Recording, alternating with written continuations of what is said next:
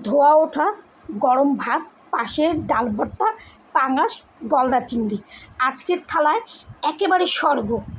শুকনো মরিচে ভাজা মসুরের ডাল, আলু, পেঁয়াজ, কাঁচামরিচ, সরষের তেল, মুখে দিলেই গলে যায়।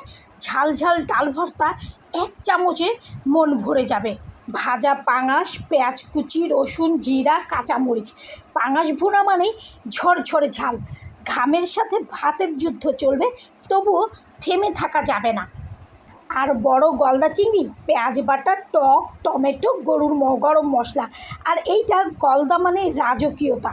যেখানে গলদা ভুনা থাকে সেখানেই কারো চোখ অন্যদিকে যায় না।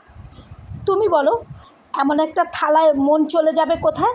লাইক কমেন্ট করে জানাও কোনটা তোমার ফেভারিট। এক প্লেটে স্বাদ, ঘ্রাণ আর আত্মার শান্তি।